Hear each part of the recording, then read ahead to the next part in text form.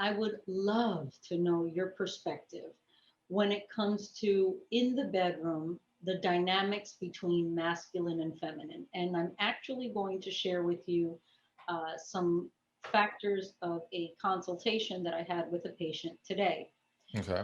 37-year-old woman, they are trying to conceive their second child. They were trying for a year and to no avail. So they came to me for help. So I'm helping them in conceiving their second baby.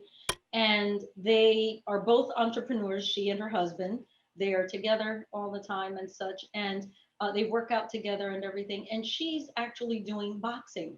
She's boxing and so on. And what I know and what research tells us is that when a woman is doing certain masculine aspects, she will start producing naturally producing testosterone, pushing Mm, her over to her masculine side. Now, we all, men and women, have female and masculine and feminine energy. We have both. mm. However, my predominant energy is feminine, your predominant energy is masculine. Yes. But today, have you found that with your clients, women are pretty much um, pushed and somewhat forced to be more on their masculine side because they're CEOs and they're producing companies and they're just doing and becoming huge money makers and so on and so forth. So today's society is obviously not like the past. The woman Hmm. is out there doing, making things happen and so on. And that pushes her so far there that hormonal imbalances set in. Her estrogen is low, her progesterone is low, and testosterone goes up. So she actually admitted she's aggressive. She is aggressive, Hmm. and that she wants more sex, but he's not kind of responding the same, you know. And I did talk her through Hmm. a way of her in a feminine way initiating when she's desiring it, when she's in the mood for it. What do you think is a way? I mentioned to her, well, there's a way of a woman doing that. How about you just communicate to your husband, honey, whenever I light a candle in the bedroom, that's when I want you. That's Hmm. I desire to have you and just uh, feel delicious urges and such, right? Um, how about every time that he comes back into the bedroom and finds you in your negligee, although I hope she's wearing lingerie every day. Uh, right, things like that. So what to do when a woman wants more sex than the man because the man tends to be more turned off when a woman is like that. Well, so I would argue that it's not that he's turned off simply by her desire for it, or her desiring it more. I think, what was coming to mind was basically no one wants to sit down and eat if the food's not going to taste good. Okay. Elaborate So, on that, please. all right. So basically, the step one to enticing a man to want to have sex more is to make sure that he's going to be satisfied when the experience happens. So I think that it's very possible that this woman, she desires sex more. She's walking more on her masculine energy. And in that, she's not being in tune with what feeds him, what satisfies him. She's just trying to get his. So now it becomes a chore to her. And think about it. It's the same way when a lot of women, when they're married, they start to feel like sex is just a chore because this man is not ensuring that when she sits down to eat, it's going to taste good. He's not ensuring that she's going to get the payoff that he's going to get. So it gives her less incentive to want to be bothered with that. It becomes more of an annoyance. So I think that she has to first evaluate, okay, is he even being satisfied? Am I now getting so blind by my desire for it that I'm not realizing that he's not getting the joy out of it, the actual experience? Now, once we can enhance the experience, and so it's another saying I use, everyone wants to come to work if they're going to get paid. It's like, listen, if you know the payoff is there, you're much more willing to show up to work. So I think that once you address that issue, he becomes a lot more open because he knows he's going to have he's going to get what he needs as well as you getting what you need. I think also it's not just about the sexual action in the bedroom. So what I've seen in a lot of situations, and I'm not going to say it applies to her situation that you gave me the example of, but what I've seen from a lot of women is that for years they have neglected their husband when he wanted sex. All right. He becomes conditioned to her no. He becomes conditioned to it not happening on a regular. And in that conditioning, he can also start to let himself go in various ways, because now it's just like, all right, well, now he starts to masturbate more. Now he starts to find other coping mechanisms, right? Which all those things take away that fire to be present in the bedroom, all right? And then what happens in some situations is, whether it be, like you said, they start working out more, something happens that raises the testosterone, raises the libido, or even they simply start to want it more, the woman, because they've lost the validation of him wanting it.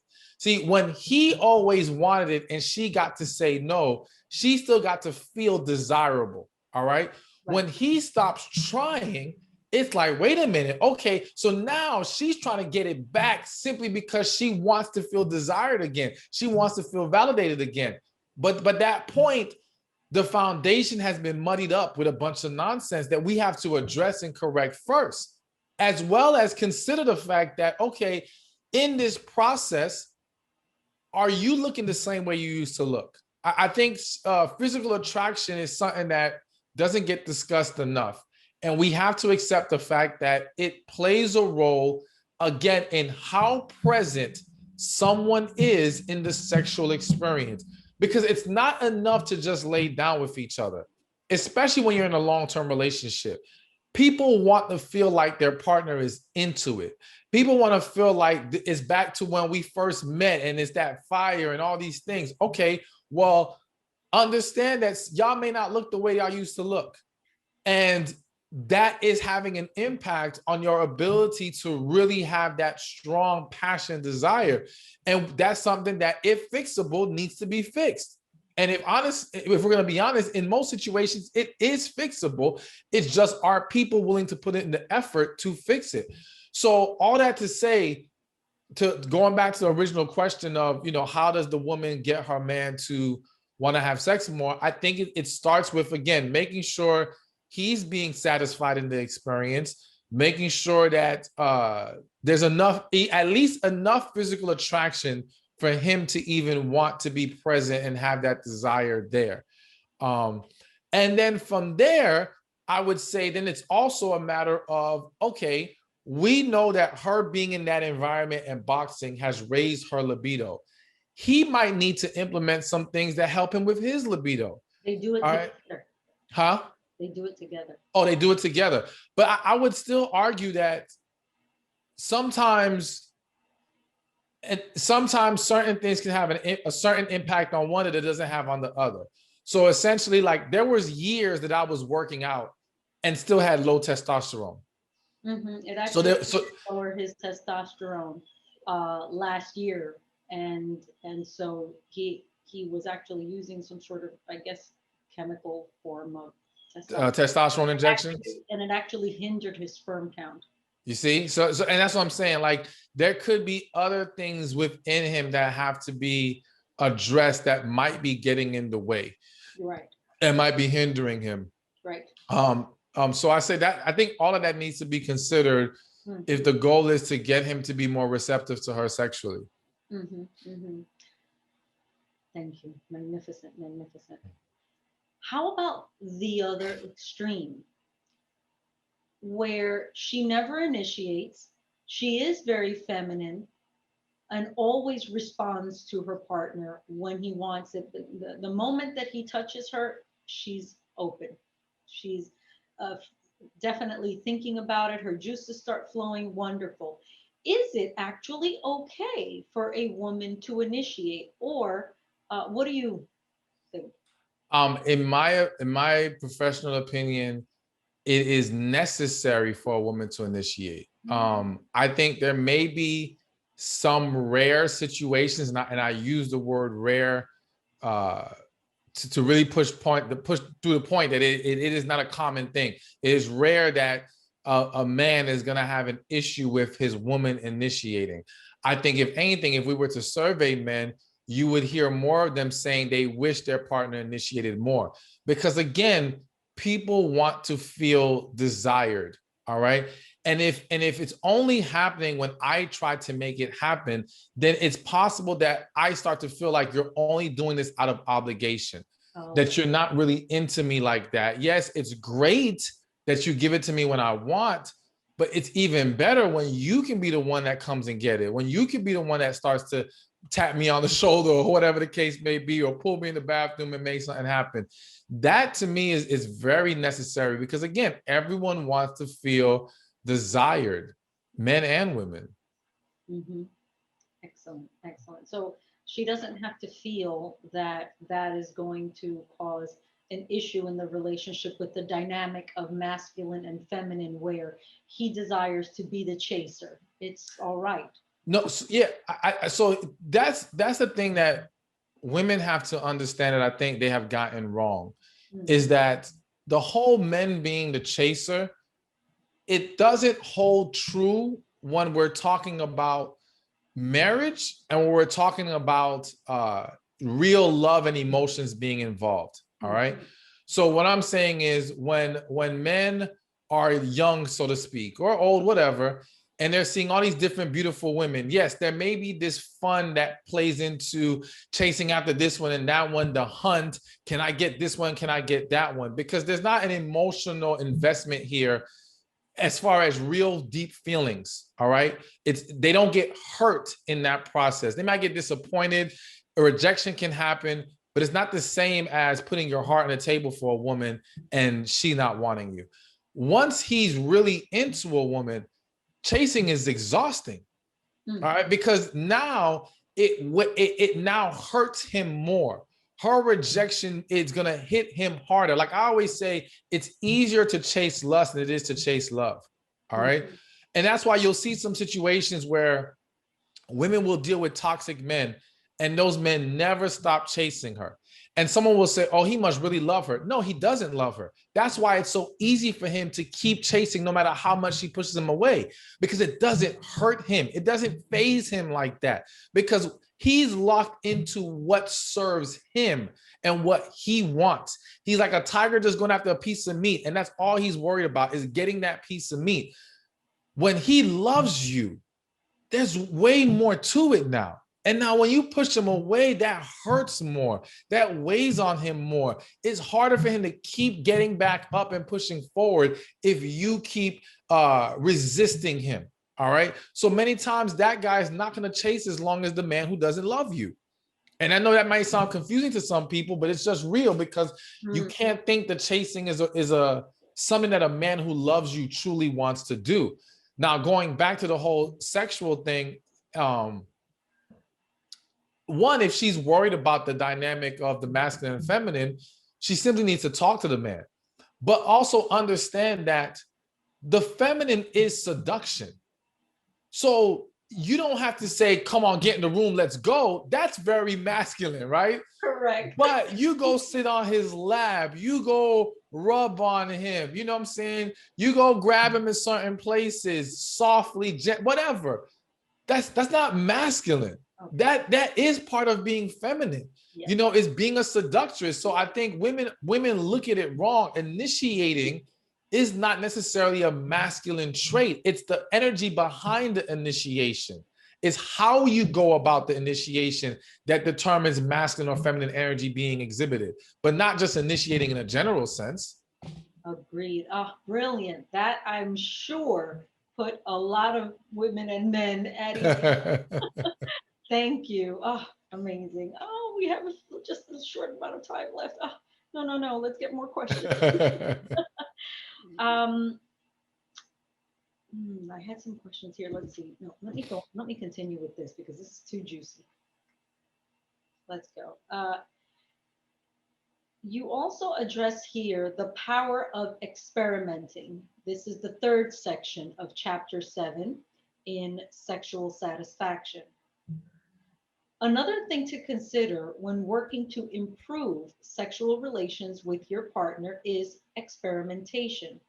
I'm going to be honest with you. You might be married or in a long term relationship with a man you feel is conservative. This is a good one. One of those guys who's just not into all the extra stuff when it comes to sex. You might have interest in trying different things, but are reserved about doing a lot of extra freaky stuff in the bedroom and experimenting because you don't want him to look at you a certain way. We kind of addressed this, but you don't want him to judge you and you don't want him to ask a question like, where'd you learn this? Where's this coming from? Who have you been sleeping with? I get it. It can be a bit discouraging uh, for you to initiate kinky sex acts. I will say this: you know your husband better than I do, or a long term partner. If you know that there are certain things he's going to be against and that he's not open to, ask him why and approach him delicately. What would you suggest that a woman even say at that point? Because what if she's dealing with someone that again is that crude, or it's a religious thing that is Mhm. taboo. We're not supposed to talk about those things. Why are you a woman thinking of those things, you know? So again, I think that one, this is why we have to establish these discussions early on. The first mistake is that we're waiting this long into a relationship to even try to navigate through this issue. You know, we need to establish early on that to me, when people say, well, how are you supposed to know if you have sexual chemistry if you don't have sex with each other? Talk to each other. If y'all people would reveal early on if they're this prude person that's not open-minded. You would not need to lay down with them to figure that out. All right. We just aren't having the conversations. It's almost like we rather jump into bed than just talk about it first. Ah, And that's what throws everything off, because now you've already started the train moving and now you're afraid to rock the boat or whatever by bringing up these other things. So I think that one, this is why it's so important to establish this early on. The second point I want to make is that I think women are not, what's the word I'm looking for? It goes back to the when I mentioned being a seductress. hmm. I feel like women are losing or have lost sight of their persuasion powers. Okay. And so I understand that some people are conservative, right? But to me, there's a matter of seduction and persuasion, and not in a negative, unhealthy way, that can lead someone to the water, so to speak, rather than having to go through all the discuss. Not, and you should still have a discussion, but understand that all you need is an opening, so to speak, to maybe work your way towards that.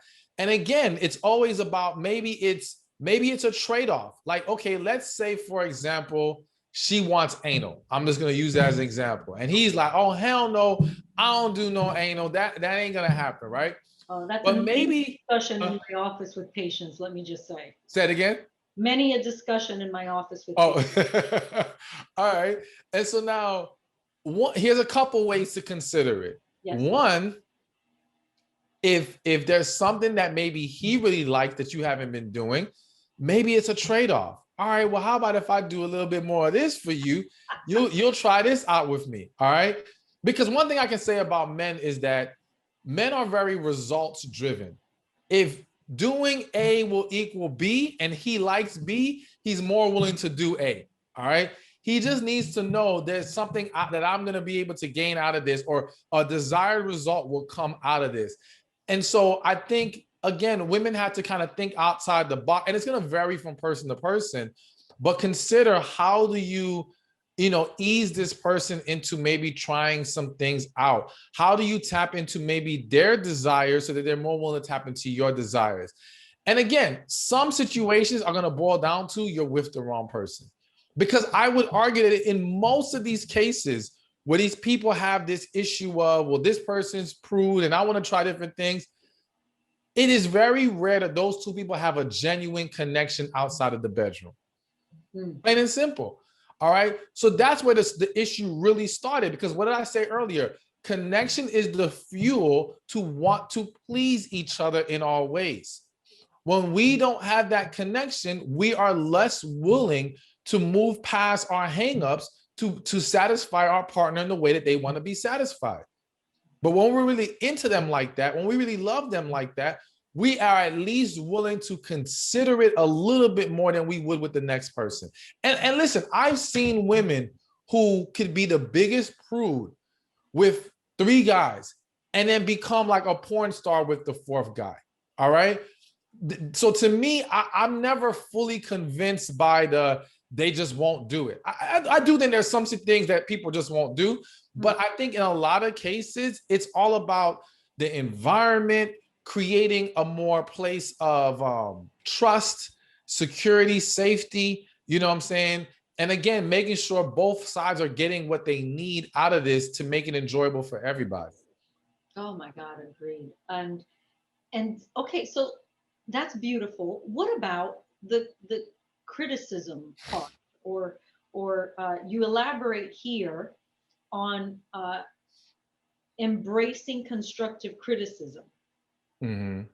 You wrote, during my tour and speaking engagements, I talked to women about how to constructively criticize their men on bedroom performance. This is tough. This is tough because it you know it does so much comes out in the office when a couple is finally sitting in front of me, and they feel that one, since I always tell them that one can't interrupt the other, they feel, oh, now I can say it because she'll listen. In other words, I would listen. And so what then? You wrote, in this book, I want to focus on how you can best receive constructive criticism from your man. Yes, women, ladies, take that into account as well, for the benefit of improving your sex life. Be open to constructive criticism from your partner regarding his sexual pleasure. With that said, he's not allowed to insult you or degrade you in any way with this criticism. That's not acceptable.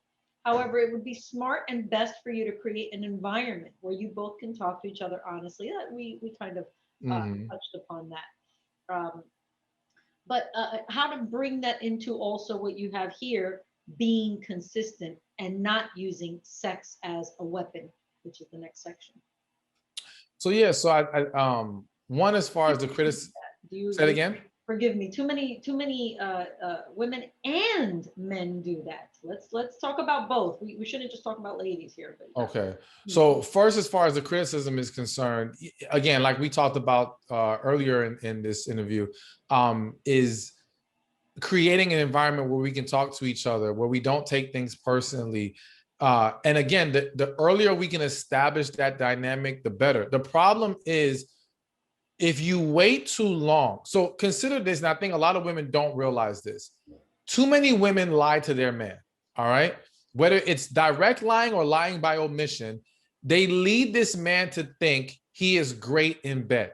So now imagine being a man who for years you believed you were great, that you do, you rock her world. Now, when you guys are having problems, and we're sitting in front of a counselor, she wants to say, this isn't working, that. You're going to think she's being petty. You're going to think she's retaliated. You're going to think she's crazy, because how did you tell me I was good and now all of a sudden I'm bad? My stroke didn't change. My penis size is the same. I mean, what exactly happened that all of a sudden I'm bad? The problem is it was always actually bad. But she never told him until now. You can't do that. This is what women set themselves up for. I'll never forget, I once had a couple, and it was in the session that the man found out for the first, and they were married for 3 years, and I think together for 7. And he found out for the first time he never gave her an orgasm.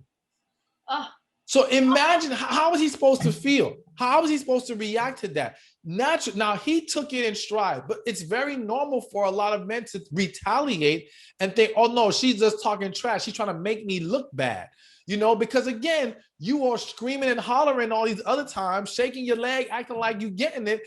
And now you want to claim you never got it. This is what happens in so many situations. So that's why it's so important that we have these discussions as early as possible.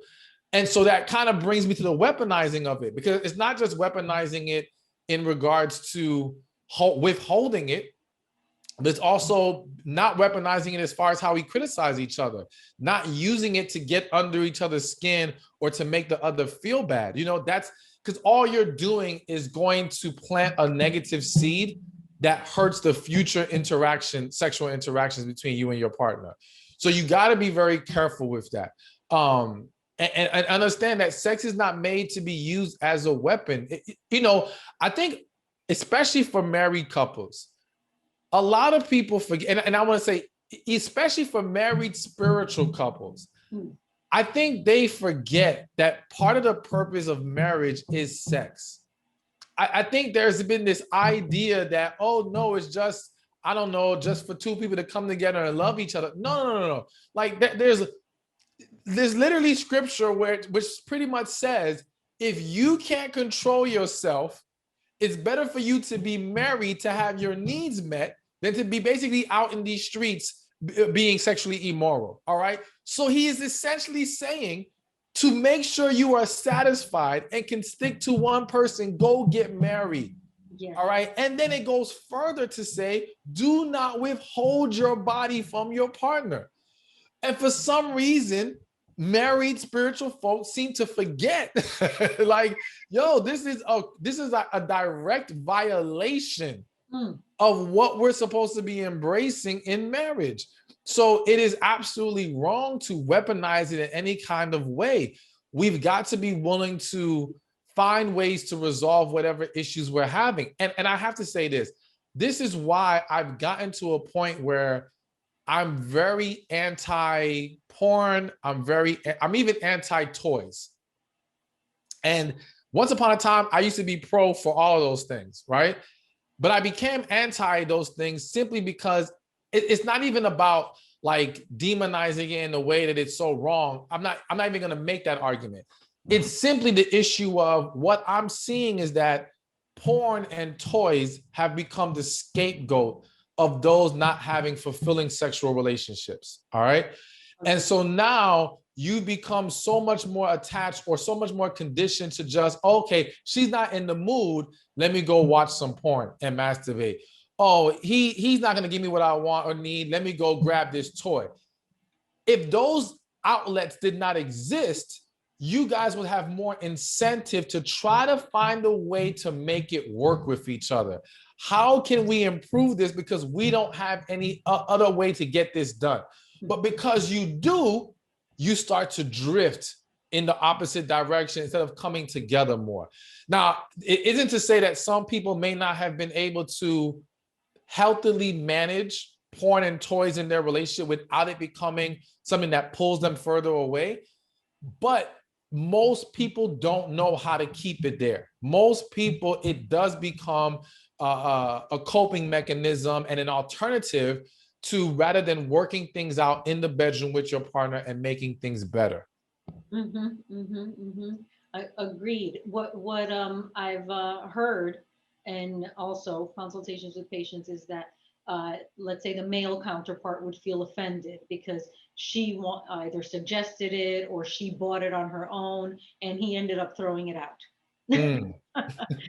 Because he felt that was a threat, that kind of thing. So absolutely. And we really don't know what our partner is thinking when you bring certain things in. You just have to be careful, and you have to be mature enough to be able to create that balance there. Yes. Yeah, and I think that also people are so limited in their thinking sexually. And what I mean by that is, okay, so let's say this man, this woman been having sex and it's not, or like people will say, how do I get the fire back? Right?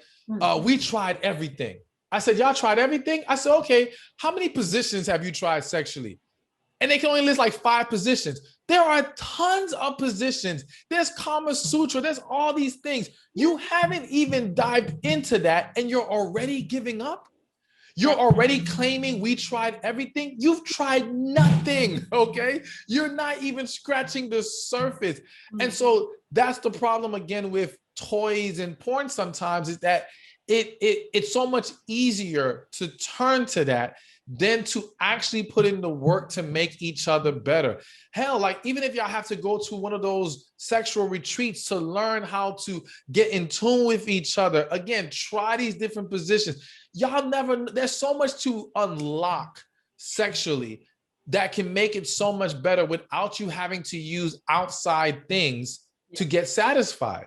And so I think it's a dangerous way of thinking that we just default to these things automatically rather than no, let's dive deeper into each other first. And I don't know of any couple that has done the deeper work of diving into each other and did not see their sex enhanced. I just don't know of it, you know? So to me, I just feel like that's just a thing that a lot of people are missing the mark on. Hey, thank you for watching this video. Be sure to check this one out right here, and I'll see you there. Purpose to restrict expressing yourself or asking certain questions to then end up being with a man that you now cannot satisfy or he cannot satisfy you because there's no clarity in the relationship.